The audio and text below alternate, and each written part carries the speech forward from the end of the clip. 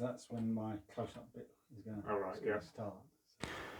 If retirement is looming on your horizon and you've got mixed feelings about it, then you'll probably want to stay tuned, because today I'll be chatting to someone who's going to have retirement on his horizon in the not too distant future. Welcome to Grey Matters in the studio.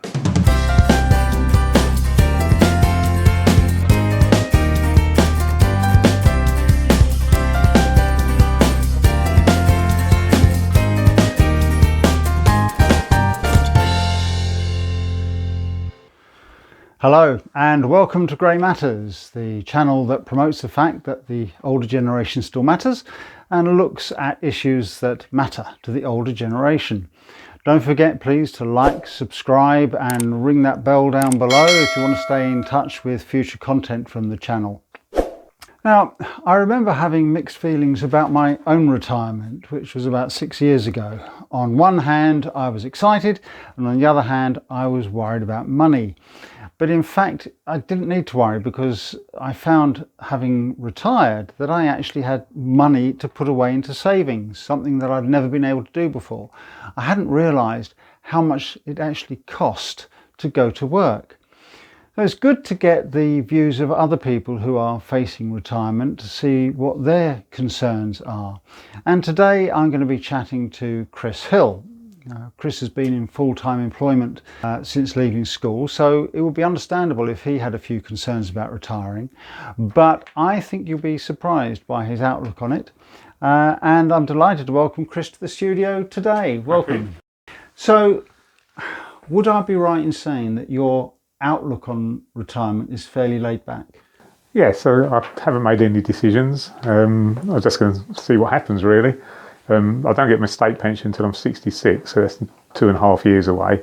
But I could retire before that if I wanted to. My work pension finishes at 65, but they will keep me employed basically till I want to stop or till I get the sack. Whichever comes first. Yeah, exactly. Yeah. So not sure how long I'll keep going for. You know, if I get fed up with it, fed up with the weather and working outside, I may well go early. But at the moment, I quite enjoy the job. Right. What do you do? I'm an AA patrol. Out in all weathers? All weathers. The shift pattern I've got at the moment's not too bad. It's 4 days off, 5 days on, but they're 11-hour days when I'm at work. So after 5 days of 11 hours, you sort of know it, and you're not always home on time, so they could run into 12 hours and plus sort of thing. So, but then you get your 4 days off, so it seems like it's part-time. I mean, is it a good pension scheme, or do you have to supplement that with other private pensions? Yeah, 3 pensions and an AVC I took out, which they've stopped. So right. I've got that as well. So yeah, so basically it'd be 4 pensions altogether with one company. Yes. Right. And how long have you been with them now? It'd be 45 years next year. Really? Yeah. So when did you leave school? When I was 15, so I'm 63 now. So a long time ago. Yeah, that's it. Yeah. So I mean, obviously the AA is to do with mechanics. Have you been in that sort of field ever since leaving school? Yeah, when I left school, done my apprenticeship in a garage in Waltham Cross of Vauxhall main dealers, working on Vauxhall Vivas and HA vans and Bedford CA vans and stuff. And then I've sort of worked in the garage for about 3 years, and then when I went on to the AA, they carried on letting me go to college. So I carried on and got my qualifications at college, and then stayed with the AA ever since. Wow. So I've done a few different jobs. I was a manager for a little while and didn't like that. And then come back. One of my best lines, when I only did the job for about 2 months and hated it, and got taken in front of the guy in charge of the whole region and said, I want my job back as a patrol. And he said, what would you rather be doing when you're 50, dodging cars on the M25 or being a manager? And I said, I'd rather dodge cars and knives in me back by my colleagues in management. And his sidekick nodded his head, agreed with me. Right, you know, at least when you're down the bottom, you can't get any lower.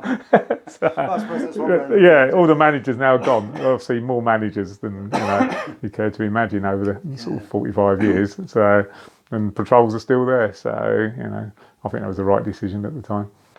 So how many jobs have you had? 2, like full-time, although when there was no overtime at work, when I was newly married, I worked for taxi driving, and that was my days off. So I used to do that as well. And then also had a little gardening business and sort of done people's lawns and gardens, you know, just when there's no overtime and stuff like that. So in the early days, and when you sort of, the kids are little and everything else. So, but now just do the one job. That's good enough for me. What is your vision of retirement, and how do you see it when you look ahead and think, well, a couple of years' time I'm going to be retired? How do you see that?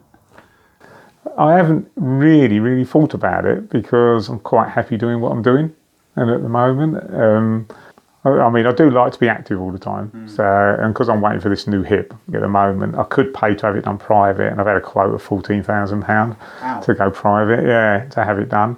And I'm still weighing up. It's not bad enough to warrant that yet, but if I can't get it done on the NHS, I think that's going to be my next option, just to get, so I'm not in pain all the time, really.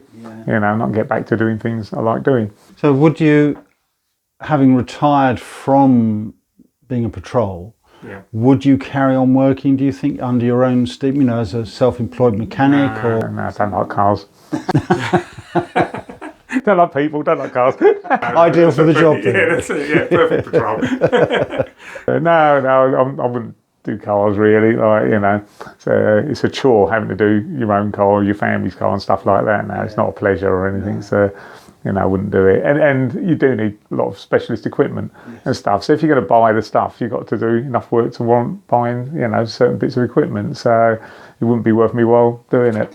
So your leisure activities at the moment, would you do more of them? I mean, what sort of things are you doing? Yeah, well, I do boot camp and that, but because of the hip, I can't run at all. I used to, you know, like run marathons and things.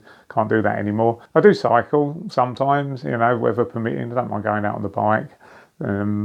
And I suppose that is mainly my leisure thing. You have a caravan? Have that, yeah. Well, a very small caravan, a GoPod. yeah, and that's good fun, isn't it? It's getting time. But then with COVID lockdown, it hasn't got no toilet or anything like that inside, so we need sites with facilities. And of course, a lot of them have been locked up over COVID. Right. So we've had it, we'll be coming up for a year now, and we've used it about 7 times. So would you, I mean, with time in your hands, when you retire, which is actually a myth, there is no such thing. When you retire as having time on your hands, you get busier and busier. Would you be doing more of that and more travel? Probably not, because my partner's 10 years younger than me. Right. So, and she's got to work full time. Right. So she won't be retiring for about 20 years at this rate. So, you know, probably not. So basically, you're that sort of laid back about it, that what happens, happens. Yeah, really. I haven't got no financial worries about retiring, so that's a big weight off your mind, isn't it? You know, you can afford to live and everything else. I've put my house into trust because it's just me living there, so it's in the kids' names and everything. And so my pensions will cover my needs for each month for all the bills and stuff. So, yeah, and it's just knowing what to spend the money on, which is a nice place to be in, really, isn't it? It shouldn't be too hard, because I believe you're a bit of a gadget man. Yeah, I do like the gadgets. Yeah, I do probably waste more money than I should. I think we all do that if we get the chance, to be fair. Yeah.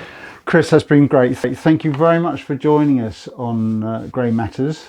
I think it does help people to know that there are other ways of looking at retirement, not just going into blind panic about it, which I know some people do. It does give them a lot of worries. So it's been really good. Thank you very much for joining us. I enjoyed it.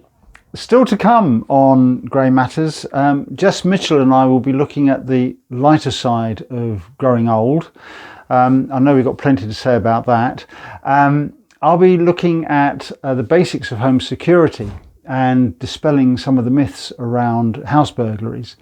And there's going to be plenty more content, so do stay tuned. Thank you for joining us, and I'll see you next time on Grey Matters. Bye for now. It's a wrap. Hey, good luck. Oh, that was good.